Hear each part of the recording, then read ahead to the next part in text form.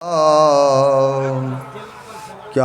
लागत है प्रभु मोर, तेरा तुझको सौंपता।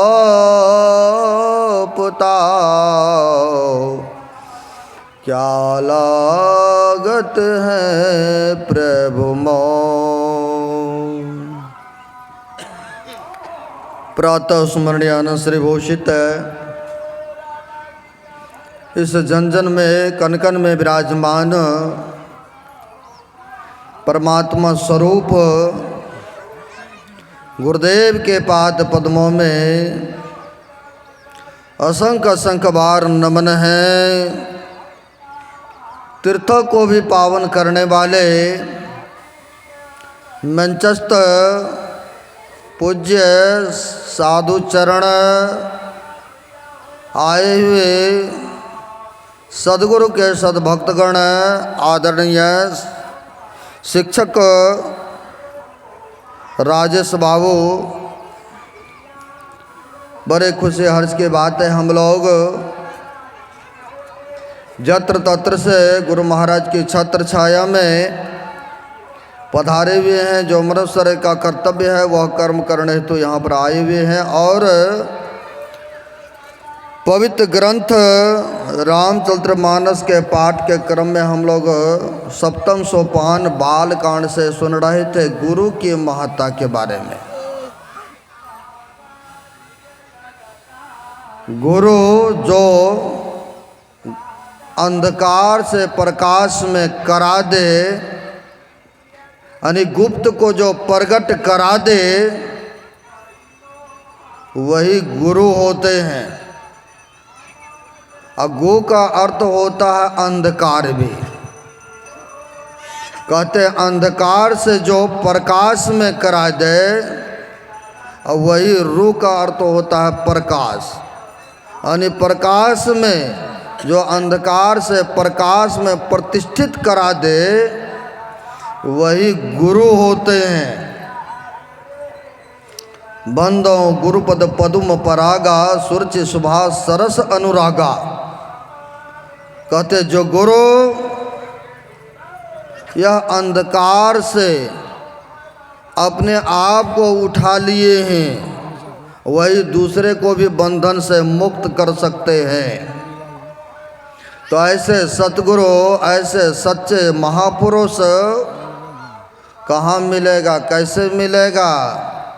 तो कहते हैं पहले सत्संग में आइए। जब सत्संग सुनेंगे, महापुरुष के शरणागत होंगे, तब आपको पता चलेगा कि कैसे के चरण में, कैसे के शरण में अपने आप को सौंपना चाहिए। यह एक संत सहजो भाई हो गए, उनका कहना है सहजो जगत में गुरु बहुत फिरे, ज्ञान ध्यान सुधि नाही, अतार सके नहीं एक को, गहे बहुत की बाँ। सहजो भाई कह रही है सहजो जगत में गुरु बहुत फिरे। आप कहेंगे बहुत गुरु हैं, तो कहते हैं बहुत गुरु है। सहजो जगत में गुरु बहुत फिरे, ज्ञान ध्यान सुधि नाही। तो कहते हैं ऐसे बहुत है जिनको ज्ञान ध्यान सुधि नहीं है, लेकिन गहे बहुत की बाँ। शिष्य बनाने के लिए बहुत ऐसे हैं, क्योंकि अपना तो उद्धार कल्याण कर नहीं सकते हैं, लेकिन शिष्य बनाने के लिए बहुत खड़े रहते हैं। तो कहते तार सके नहीं एक को, गहे बहुत की बाँ। एक को तो उद्धार नहीं कर सकता, कल्याण नहीं कर सकता है, लेकिन शिष्य बनाने के लिए आतुर रहते हैं कि हमें बहुत सारे सेवक बन जाए, शिष्य बन जाए। तो कहते ऐसे के चरण में अगर चले गए शरण में, तो कहते एक का तो वो उद्धार नहीं कर सकता है, तो दूसरे को क्या करेंगे, है ना। तो कहते सच्चे सद्गुरु का चुनाव करना होगा। सच्चे सदगुरु का खोज करना पड़ेगा। जैसे हमारे गुरु महाराज ने भी पहले कहाँ रामानंदी, कहाँ दरियापंथी में, फिर भी संतुष्टि नहीं हो रहे थे न। फिर भी जो खोज था, जो तलाश था, वह नहीं मिल रहा था। और नहीं मिलने कारण खोज में अग्रसर रहे। जब बाबू राजेंद्र से मुलाकात हुए तो यह संत मत के बारे में जानने के ख्याल से चर्चा ही हुई। 90 दिन तक यह चर्चा चलते रहा। रात्रि में जब समझ बोध आया तो कहा हमें शिक्षा दीक्षा दीजिए। तब कहा बाबा देवी साहब मुरादाबाद में है हमारे गुरु महाराज हैं, लेकिन राजेंद्र बाबू से दृष्टि योग की क्रिया लिए, लेकिन बाबा देवी साहब शब्द योग की क्रिया, बल्कि उनके हुकूमत से, आज्ञाओं से, है ना। तो बाबू राजेंद्र ने दृष्टि योग की क्रिया दी है, लेकिन कह दिए कि हम नहीं हैं आपके गुरु, गुरु बाबा देवी साहब हैं जो कि मुरादाबाद के संत हैं। आज देख लीजिए यह ज्ञान का प्रसार यानी सच्चे सदगुरु मिला, तब जाके गुरु महाराज को भी संतुष्टि हुआ, और नहीं तो तलाश में लगे हुए थे। अगर ऐसे हम लोगों को मिल जाएंगे, अगर सच्चा सदगुरु नहीं मिलेगा तो कहते हैं तार सके नहीं एक को, एक का तो उद्धार नहीं हो सकता है, फिर दूसरे तीसरे को कैसे कल्याण करेंगे। यानी सच्चे सदगुरु की आवश्यकता है ना। जो सच्चे सदगुरु होते हैं वह अपने को अंधकार से उठाए हुए होते हैं, प्रकाश में प्रतिष्ठित किए होते हैं, है ना। तो कहते जो अंधकार से ऊपर उठ गए वही तो सच्चा सदगुरु, वही तो रास्ता बता सकते दूसरे को भी, है ना। तो इसलिए कहते हैं सदगुरु की महिमा है अनंत, अनंत किया उपकार, आलोचन अनंत उघारिया, अनंत देखावन हार। जो सच्चे सदगुरु होते हैं वह तो आनंद में डूबे रहते ही है, लेकिन जो उनके सानिध्य करते हैं, उनके चरण में जाते, शरण में, उनको भी वह आनंद मिलने लग जाते हैं, उनको भी वह सुख मिलने लग जाते हैं। तो इसलिए कहते हैं जो आनंद को चाहते हैं, सुख को चाहते हैं, शांति को चाहते हैं, तो सच्चे सदगुरु के शरणागत होना पड़ेगा। अब हो भी गए, चलिए एडमिशन ले लिए, दीक्षा ले लिए, और जब पढ़ाई करेंगे ही नहीं तो कभी सर्टिफिकेट मिल सकता है? नहीं मिल सकता है ना, है। तो वैसे कहते हैं दीक्षा भी ले लिए हैं, अब करवे नहीं कर रहे हैं, अब फिर कहेंगे हमको सुख शांति तो मिल नहीं रहा है, तो कैसे हुआ करेंगे? चेक बुक है, और चेक बुक को भंजेवे नहीं करेंगे तो सुखी हो सकते हैं? संभव नहीं है। इसलिए कहते हैं जो सच्चा सदगुरु का ज्ञान मिला है, आप उसके अनुसार अनुकूल चलिए, और तब देखिए आपको मिलेगा वह आनंद, वो सुख। हमारे बाबा देवी साहब के गुरु थे तुलसी साहब, जो इतिहास पढ़े होंगे, हाथरस निवासी थे, हाथरस के रहने वाले थे। बाबा देवी साहब के पिता का नाम था बिंदुश्री प्रसाद दास, माता लक्ष्मीबाई। जो भी पुत्र होते थे या पुत्रियां, एक भी नहीं टिकते थे, लेकिन बिंदुश्री प्रसाद गुरु महाराज से यानी तुलसी साहब से जुड़े हुए थे, बुलाते थे सत्संग करने, भोजन कराते थे, सेवा करते थे। एक दिन दुखी हो करके अर्जी विनती करते, महाराज आपका आराधना पूजा करता हूँ, जो भी जन्म लेता है एक भी नहीं टिकता है। आप तो संत हैं, पहुँचे हुए फकीर हैं, और हमें विश्वास भी है आप अगर आशीर्वाद देंगे, कृपा करेंगे, तो हमारा भविष्य में कोई नाम रोशन करने वाले होंगे। तो संतों की मौज होते हैं, है ना। कहते हैं जोन करे लकीर सो करे फकीर, फकीरों की मौज होते हैं। कहा अच्छा आपकी बार जो होंगे वह आपके भविष्य को उजागर करेंगे और वह भक्त बनेंगे।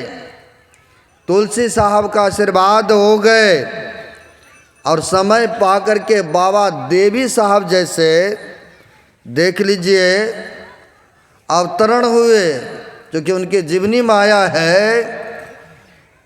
जब वो पढ़ने के लिए जाते तो एकांत ज़्यादा इनको पसंद, खेल कूद में कम रुचि। हुआ क्या, वैराग्य हुआ, संसारिक गृहस्थियों में नहीं उलझे, क्योंकि स्वावलंबी जीवन व्यतीत करते रहे। आपको पता होगा सरकारी का डाकिया का काम करते रहे, जीवन स्वावलंबी व्यतीत करते रहे और ज्ञान उपदेश भी करते रहे।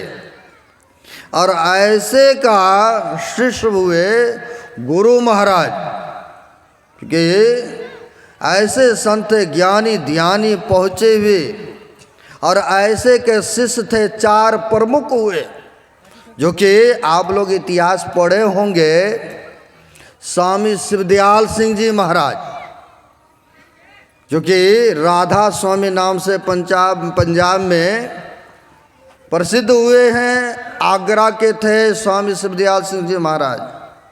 और गिरधारी स्वामी जी महाराज, सूर स्वामी जी महाराज और बाबा देवी साहब, ये भी शिष्य यानी तुलसी साहब के शिष्यों में प्रमुख थे। 4 शिष्य तो बहुत थे, लेकिन प्रमुख में थे यह 4 शिष्य, है ना। जब तुलसी साहब थे तो चारों इनके कुटिया में इनके सेवा में रहते थे। बड़ी सेवा भावना निष्ठा, इस तरह से सूर स्वामी, गिरधारी स्वामी, स्वामी शिवदयाल सिंह जी महाराज और बाबा देवी साहब जैसे महापुरुष। लेकिन सबका सेवा बांटा हुआ था, किसी का कोई सेवा था, किसी का कोई सेवा था। लेकिन इतिहास में आया है, जैसे हम लोग शाम सुबह स्तुति प्रार्थना संध्या वंदना करते हैं, और उस समय भी संध्या वंदना हुआ करते थे। जो भी मंदिर है, कहीं भी धर्म संस्था है, अपने अपने ढंग से हर जगह कुछ न कुछ संध्या वंदना होता ही है। हर मंदिर हर संस्था में ऐसा देखने को मिलता है और होना भी चाहिए। जो दीक्षा लिए हैं तो बताए होंगे आपको कि त्रिकाल संध्या करना है, नहीं बेशक नहीं करते हैं या भूल गए हों, अलग बातें हैं, लेकिन दीक्षा के टाइम में बताते हैं त्रिकाल संध्या करने के लिए। वैसे ही संध्या वंदना भी होते थे। और संध्या वंदना होते थे क्योंकि संध्या वंदना के समय में ना ही तो बाबा देवी साहब थे, कहीं प्रचार में गए होंगे, और ना ही तो वहाँ पर गिरधारी स्वामी ही थे, और ना ही वहाँ पर स्वामी शिवदयाल सिंह जी महाराज जी थे। अब संध्या वंदना के समय हुए कौन थे, तो सूर स्वामी। सूर स्वामी क्योंकि सूरदास थे, इसलिए नाम उनका सूर स्वामी। जैसे सूरदास भी आप पढ़ते होंगे इतिहास में, सूरदास नाम प्रसिद्ध हुए एक संत, लेकिन यहाँ पर सूर स्वामी थे। वह डेरे में कुटिये में रहते थे, ध्यान पूजा करते थे, लेकिन दिखते आँख से नहीं थे, लेकिन कुटिया में रह कर के ही ध्यान पूजा जहाँ तक हो सकता था करते थे। अब संध्या के समय हो गए, तुलसी साहब कहते हैं अरे कोई है ही नहीं, संध्या आरती विनती का समय हो चुका है, ये कौन करेगा पाठ, कौन संध्या वंदना करेगा। तो सूर स्वामी ने कहा कोई नहीं है हजूर। कहा अरे तुम तो हो, तुम करो संध्या वंदना। कहा हजूर हमें तो दिखता ही नहीं है नेत्र से, फिर कैसे करेंगे, याद भी नहीं है, बहुत लंबा चौड़ा है, याद भी नहीं है हमें, तो हम कैसे करेंगे संध्या वंदना। कह रहे अरे मेरा आदेश है तुम संध्या वंदना करो, पुस्तक उठाओ। बड़ी आश्चर्य हो रहे थे कि पुस्तक कैसे उठा भी लेंगे, लेकिन आँख से दिखेंगे या दिखता भी होगा। अक्षर का ज्ञान, अक्षर का बोध अगर हो तब तो वह पढ़ेंगे नहीं। अगर पढ़ने की विद्याएं अगर जागृत हो चुका है तब तो आप पुस्तकों का ज्ञान कर सकते हैं, पढ़ सकते हैं, या पढ़ के दूसरे को भी सुना सकते हैं। जो नहीं जानते वो तो देखते भी नहीं थे, तो पढ़ने के तो बात की बात है। लेकिन तुलसी साहब ने गुरु के वचन पर कहते विश्वास है ना। तुलसी साहब फिर कहते अरे कोई नहीं है, संध्या वंदना के समय होते जा रहा है? और तुम क्या कर रहे हो बैठ करके, पुस्तक उठाओ और पढ़ो, संध्या वंदना करो। गुरु का आज्ञा का पालन किया, आज्ञाकारी जो होते हैं, उठा लिया पुस्तक, और पुस्तक ले करके जैसे देखना चाहा, पन्ना उल्टाना चाहा, पढ़ना चाहा, और वैसे पढ़ने भी लग गए। श्री सद्गुरु महाराज की जय। वैसे वह पुस्तक पढ़ने लग गए और आंख में रोशनी भी आ गए। यानी जो न करे लकीर और सो करे फकीर। अभी सुना रहे थे हमारे संचालक साहब, हैं तेरे दरबार में मैंने एक अजीब तस्वीर देखी है, तेरे दरबार में मैंने एक अजीब तस्वीर देखी है, पर देते तुझे कुछ नहीं देखा, पर झोली बड़ी देखी है। ने अगर सच्चे दिल मन से आद करते हैं तो सब कुछ उनको पर्याप्त हो जाते हैं नहीं हैं। और भी कहते हैं प्रभु के कृपा प्रेम दृष्टि से, प्रभु के कृपा प्रेम दृष्टि से बदल जाती है तकदीरें। नहीं अगर उनकी कृपा हो जाए। इसी को पुष्टिकरण करते हैं तुलसी साहब, पलटू लिखा नसीब का संत देते है फेर, लेकिन साचा दिल नहीं आपनो ताते लागे देर। अगर सच्ची दिलमन से किसी को याद करेंगे ना, क्षण पल में निहाल हो जाएंगे, है ना।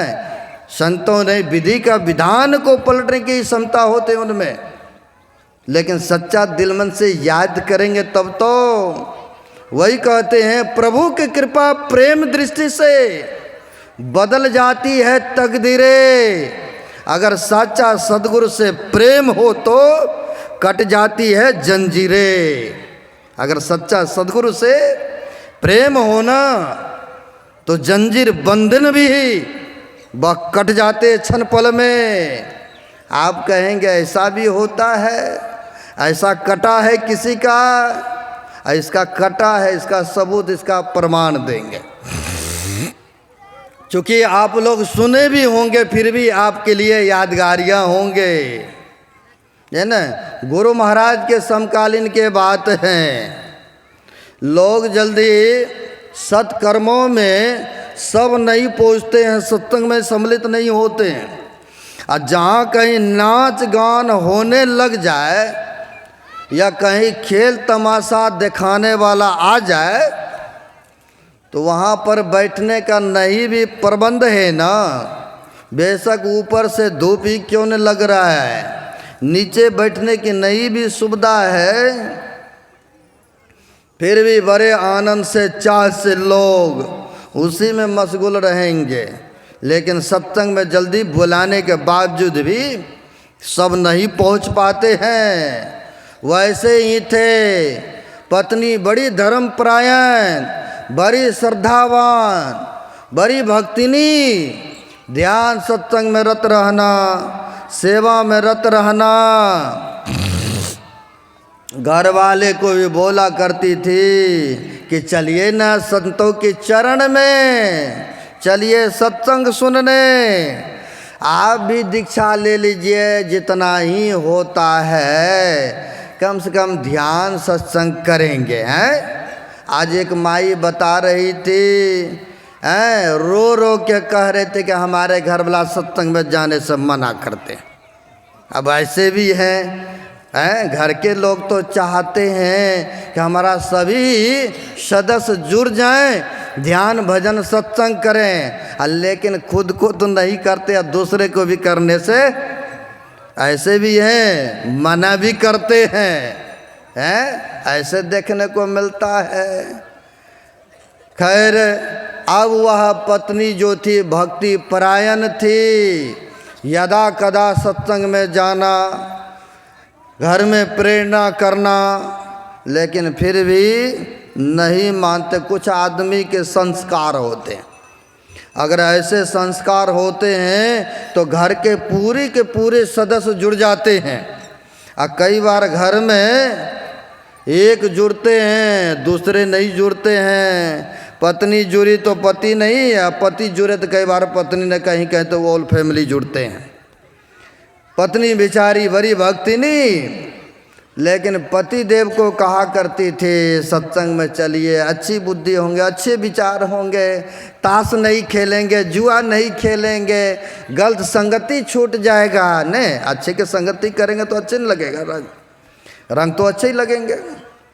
लेकिन फिर भी नहीं मानते थे। कहा अरे तुम जा रही हो सत्संग में, तुम करो ना, दान भी करते हो, कुछ भी करते हो तो मेरे कमाई से देते हो ना, अब उनमें हमको भी मिलेगा, ऐसा भावना होता है।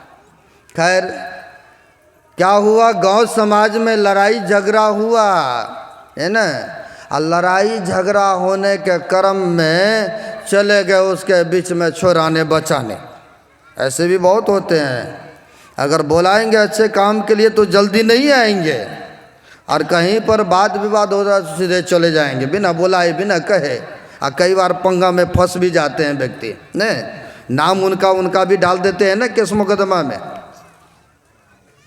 अब एक जगह लड़ाई झगड़ा हो रहे थे, लड़ाई झगड़ा के क्रम में चले गए ये, और चले गए तो फंस गए पंगा में, मर्डर केस में इनका नाम दे दिया गया क्योंकि वहाँ पर थे ये। अब तो बड़ी फेरा, गरीब आदमी थे, बड़ी परेशान, ये कौन सा झंझट आ गए, है ना। अब जब दुख होते हैं तो उस समय परमात्मा को या जिनको जो मानते हैं उनको विशेष याद करते हैं न। कहा है दुख में सुमरन सब करे और सुख में करे न को, और जो सुख में सुमरन करे तो दुख काहे को हो। जब दुख आते हैं तो विशेष करके याद करते हैं कि किसी तरह से हमारी ये परेशानियाँ, ये जो झेल आया, ये जो कष्ट आया है, किसी तरह से स्वल्प हो जाए, किसी तरह से दुखों से निवृत्ति हो जाए, ऐसी इच्छा ऐसी कामनाएं होता है। अब पड़ गए केस मुकदमा में, अब तो इनको सजाए के भी आ गए नोटिसें, कितने वर्ष तक सजा भुगतना पड़ेगा। अब ऐसा हुआ तो बड़ी सोच में, अब गरीब आदमी है और कोई पैसे वाला ने इसका नाम फंसा दिया। अब लो बिना पंगे के पंगा में डल गए। पत्नी कहती है कम से कम अभी भी हमारे गुरु महाराज कुप्पा घाट में हैं, कम से कम एक बार संतों के दर्शन तो कराइए। लेकिन आप तो जानते हैं कुछ नहीं किए हैं, हमें भी आप पर विश्वास है, आप ऐसा कुछ नहीं किए होंगे। हैं पत्नी कहते रहे तो कहा अच्छा ठीक है कह रहे तो हम चलते हैं, जाते हैं, एक बार मिल के आ जाते हैं दर्शन पर्शन करके। ऐसा कहा तो यह चले, वह चले, धूप का मौसम था, चले। गुरु महाराज कुर्सी पर बैठे हुए थे और बैठे हुए थे, जा कर के यह प्रणाम करते हैं और बैठ गए। गुरु महाराज के सो शरीर में थे तब यह घटना घटित हुआ था। अब बैठ गए संतों की मौज होते हैं। कहा है ना, कबीर दर्शन बर भागे सो पाए, आ जौ होबे सूली सजाए, कांटों पे टल जाए। यानी संत महापुरुषों के दर्शन पर्शन से सूली का सजा क्यों न होने वाला हो, वह एक कांटा चुभा करके मुक्त करते हैं भक्तों को। अब बैठ गए। अब बैठ गए तो महापुरुष ने बड़ी गौर से देखा। देखने के बाद गुरु महाराज का आदेश हुआ, ऐ जी इसका हाथ गोर बांध दो। बगल में सेवक थे, कहा हजूर बांधने के लिए रस्सा नहीं है। सोचा कि बेचारा आया है प्रणाम करने, कोई तो गलती किया नहीं, तो सेवक ने भी थोड़ा सा बहाना किया, हजूर रस्सा नहीं है पास में, कैसे बांधेंगे। कहा अच्छा नहीं है, यहाँ भी धोती बहुत पहने हुए ना। कहा क्या पहने हुए हैं, तो कहा धोती पहने हैं हजूर। कहा अरे उसी का धोती से इनका हाथ गोर बांध दो। अब तो रास्ता खोजने की जरूरत नहीं पड़ा ना है। अब आदेश का आज्ञा का पालन करते हैं। जो सेवक थे इनका हाथ गोर बांध करके धूप में छोड़ देते हैं। छोड़ दिए। अब तो बेचारा मन ही मन सोच रहा है, आए थे दर्शन करने, एक तो सजा वहाँ भुगतना ही पड़ेगा। घर के सदस्यों के कहने पाए महात्मा जी का दर्शन करने, केवल नमस्कार प्रणाम करने में यहाँ भी सजा है। ऐसे बाबाओं का हमारे घर का लोग पूजा करते हैं। अब मन में क्या क्या बातें उठ रहा है, चल रहा है। कहा कोई बात नहीं, जाएंगे कभी न कभी तो छोड़ेगा ही, जाएंगे तो पूछेंगे। अब सुबह से शाम होने को जा रहा है, नहीं जल मिला है, नहीं भोजन मिला है, धूप में पड़ा है। जब गुरु महाराज संध्या कालीन में अभी भी वेलचर रखे हुए ना, उस पर टहलने के लिए जब निकले तो गुरु महाराज ने कहा अरे उसको खोला नहीं अभी तक, बांधा हुआ है, खोल दो। कहा हजूर का आदेश हुआ था बांधने का, हम लोगों ने बांध दिए हैं, आदेश होंगे खोलने का तो खोल भी देंगे। कहा अच्छा अच्छा खोल दो खोल दो। अब दोबारा इधर मुड़ करके नहीं आते, दोबारा प्रणाम करने, कहीं और कोई ना लपड़ा डल जाए, पंगा पड़ जाए। पहले प्रणाम पाती किए तो यह सारा दिन बिना अन्न बिना जल का रहना पड़ा है। अब सीधे गेट की तरफ, अब मन में जो भी वेदना है, जो भी बातें हैं, गुस्साते बोलते फदरते जा रहे हैं। गए तो घर वाली पर ना जाने कितने कितने तरह के बातें कह दिया। अरे ऐसे को पूजा पाठ कर रहे हो, जिनके चरण में मैंने गया केवल प्रणाम पाती किया तो हाथ गोर बांध करके धूप में छोड़ दिया, इतनी बड़ी सजा दिया है, तुम इनकी पूजा रद्द न करती हो।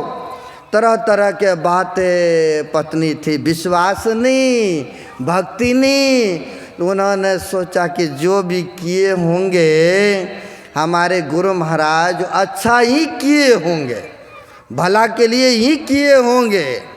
कुछ नहीं बोलती है, चुप करके सुनती रही, बर्दाश्त करती रही। कितना देर तक बोलेंगे, बोलते बोलते तो चुप होना ही पड़ेगा ना। नहीं कहा है अगर उधर से कुछ बोल रहा है घर के लोग, इधर से अगर टोकरा जवाब नहीं दिया जाए तो बोलते बोलते बेचारा अपने शांत हो जाएंगे ना। अगर बातों पर जवाब देते रहेंगे तो फिर तो चलता रहेगा, सारी रातें भी बीत जाएंगे तो पर भी ख़त्म नहीं होंगे, है ना।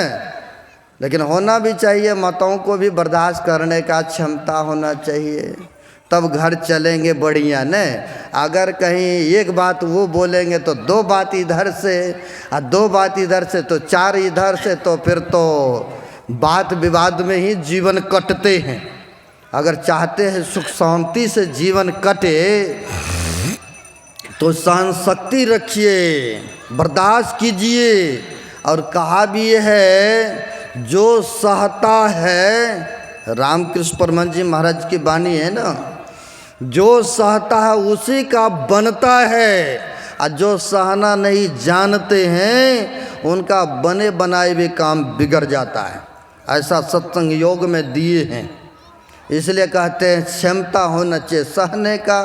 बेचारी चुप करके सहती रही, बोलते रहे, सहती रही, अब बाद में फिर कहा खाना भी दोगे? नहीं, भूख तो पहले से लगल था, तो ये तो चाह ही रहे थे कि चलो अब खाना परोस के दिए, खाया, थोड़ा ठंडा हुआ, रात्रि व्यतीत हुए। अब उधर से सुबह सुबह आ जाते हैं चौकीदार, और चौकीदार आए, कहा जिसने मर्डर किया था वो पकड़े गए, अब इनको सजा नहीं मिलेगा।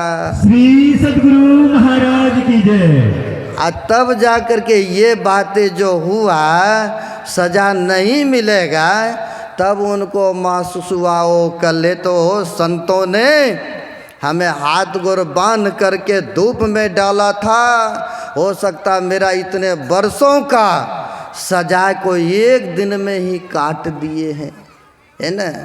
तो यह सच्चे सद्गुरु के चरण में आते हैं, शरण में आते हैं, तो कहते हैं सांसारिक बंधन तो काटता ही है, लेकिन वो भी बंधन जो स्थूल का बंधन है, सूक्ष्म का बंधन है, कारण का बंधन है, महाकारण का बंधन है, वो भी काटते हैं, है ना।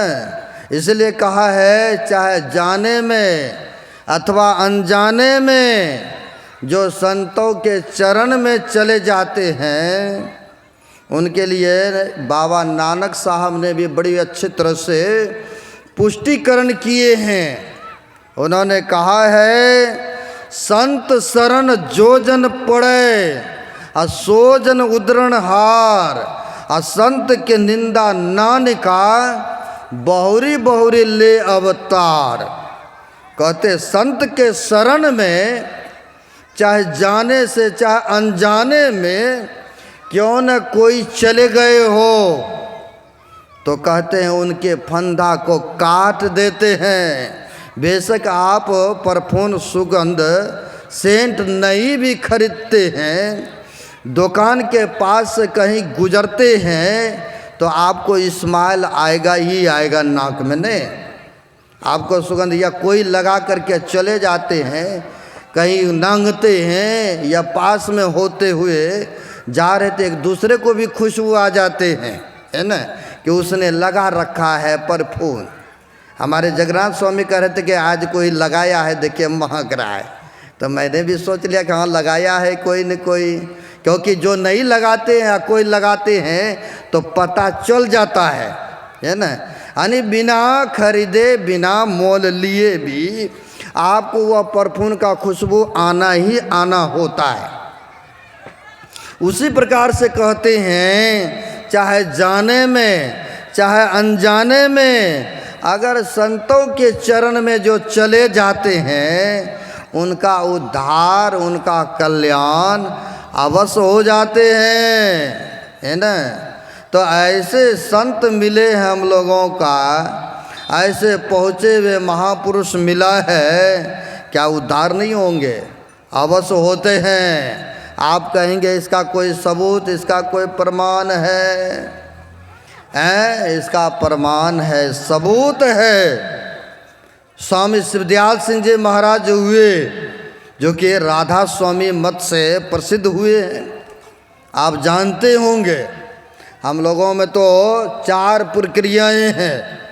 पहला प्रक्रिया है मानस जप का, दूसरा प्रक्रिया है मानस ध्यान का, तीसरा प्रक्रिया है दृष्टि योग का और चौथा प्रक्रिया है शब्द योग का। लेकिन उनमें 2 ही है, जो दृष्टि योग और शब्द योग की प्रक्रिया। खैर वह स्वामी शिवदयाल सिंह जी महाराज ऐसे पहुँचे हुए थे, वो भी संतों की परंपरा रही है, यह धर्म के प्रचार प्रसार में, है ना, धर्म के प्रचार प्रसार में थे। और उनके सेवा में एक शिष्य भी थे, वह शिष्य थे, सेवा में रहते थे, बड़े दिल से सेवा करते थे। प्रचार प्रचार के क्रम में जैसे हम लोग पंजाब प्रांत से आए सरड़िया जिला में भटगामा चकला में, चूँकि 1-1.5 महीना हो चुका है, रोज़ के रोज़ यहाँ कभी वहाँ ऐसे चल रहा है। अभी अप्रैल तक इधर ही हैं। अब इसी तरह से परंपरा रहा है। प्रचार प्रचार के क्रम में स्वामी शिवदयाल सिंह जी महाराज अपने शिष्यों के साथ भ्रमण सत्संग कर रहे थे। कभी यहाँ कोई भक्त बोला या वहाँ गए, लो जी जाते रहे। एक गांव में पहुँच गए और वहाँ पहुँचे तो उनका जो सेवा में थे, स्वामी शिवदयाल सिंह महाराज के सेवक थे, वह रहते थे उनके गांव के आसपास पहुँचे और सेवक के बचपन का मित्र था। नहीं होता, क्लास पेन होते, कई बार बच्चे में चले जाते, कोई पंजाब दिल्ली तो उधरे घर मकान बना लिया, कोई कहीं रह लिया। तो कई वर्षों के बाद जब मुलाकात होते हैं तो आप लोग धार्मिक हैं तो आप पूछेंगे कि आप कहीं से जुड़े कि नहीं जुड़े अभी तक, या चल रहा है खाना पीना, या चल रहा है तो छोड़ दीजिए, हमारे संत हैं, गुरु महाराज हैं, आप सो जुड़ जाइए। यानी धार्मिक व्यक्ति का यही होता है कि दूसरे को भी चाहते धर्म काम में जुड़े। जो स्वामी शिवदयाल सिंह जी महाराज का सेवक थे, उनका बचपन का मित्र मिला, दोनों में वार्तालाप हुआ, होने के बाद कहते हैं आप जुड़ जाइए, हमारे गुरु महाराज आए हुए हैं, आप उनके चरण में जुड़ जाइए, दीक्षा ले लीजिए, नामदान लीजिए। कहा हम तो घर गृहस्थी में हैं, बाल बच्चेदार हैं, हमें तो समय ही नहीं मिलता है, तो हम कहाँ से कर पाएंगे। कहा भाई जितना ही करेंगे, लेकिन करेंगे तो सही, आप जुड़ जाइए ना। तो बहुत आग्रह किया, कहा क्या हम गुरु महाराज हमें दीक्षा देंगे आपके गुरु महाराज। कहा हम रहते हैं सेवा में तो हम गुरु महाराज को मना लेंगे। कहा ठीक है, आपकी ऐसे ही है इच्छा तो कोई बात नहीं, नामदान दिला दीजिए। आप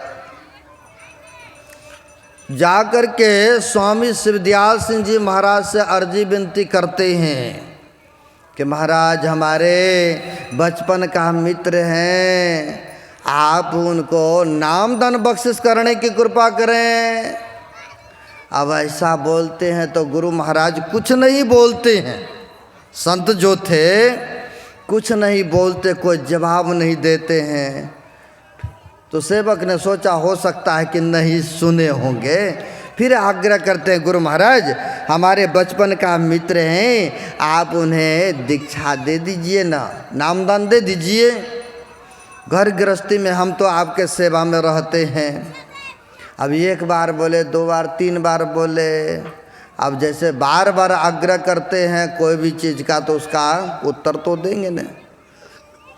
कहा ठीक है, तुम्हारी ऐसी इच्छा है, तुम्हारी ऐसी कामना है, भावना है, तो हम उनको नामदान बख्शिश करेंगे, लेकिन मेरा कहना कि 7 दिन तक तुम मेरे साथ में सेवा में नहीं रहोगे, क्या मंजूर है।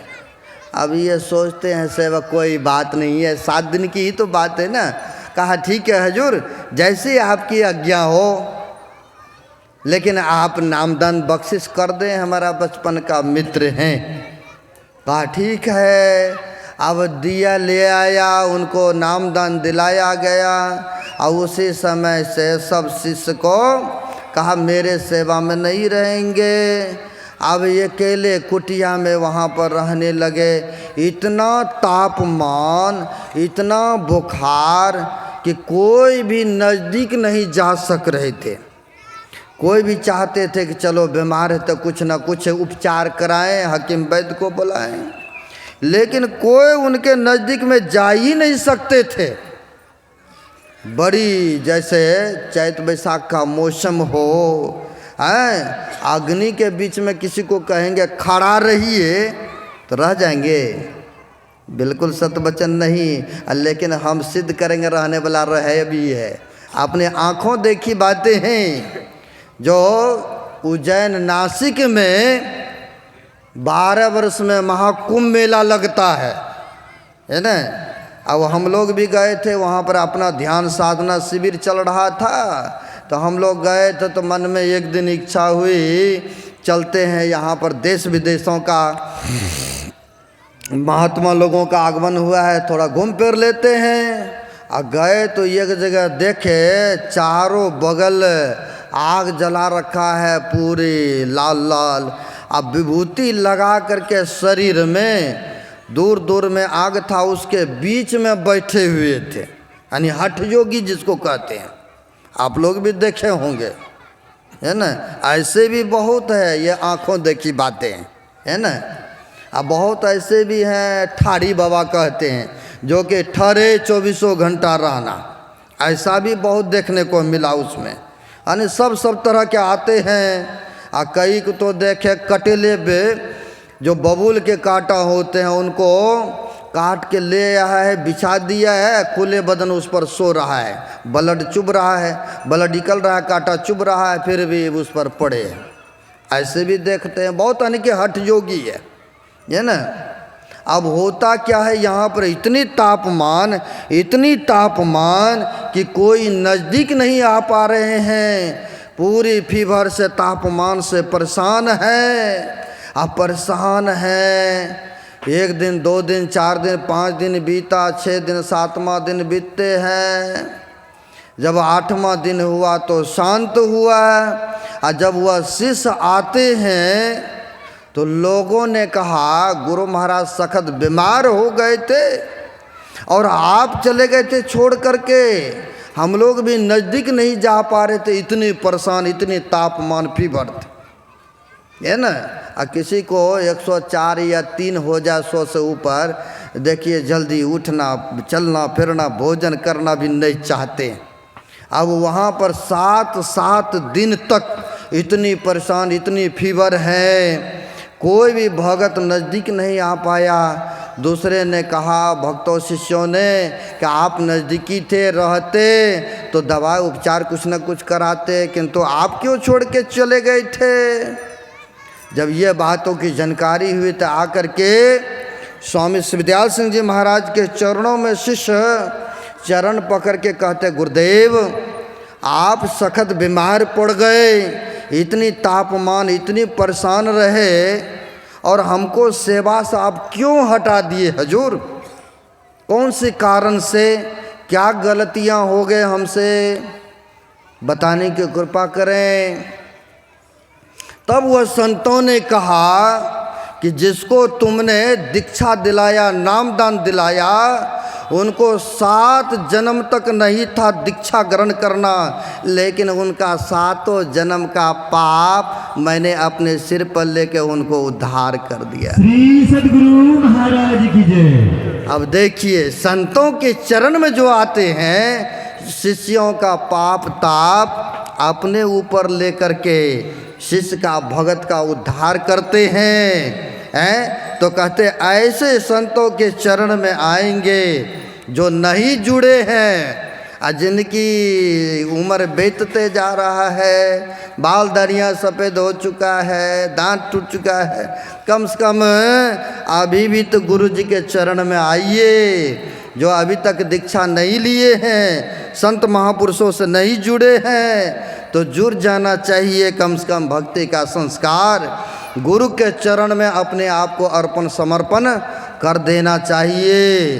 तो गुरु जी के कृपा होंगे, बीज पड़ गया, सदगुरु की कृपा हो गए, तो इस जन्म में भक्ति पूरी नहीं हुई तो कोई बात नहीं, अगले जन्म में सही है। इसलिए यह मौका है, सच्चे सदगुरु का चरण है। अब विशेष करके कल हम समझाएंगे, बुझाएंगे जो जानकारियाँ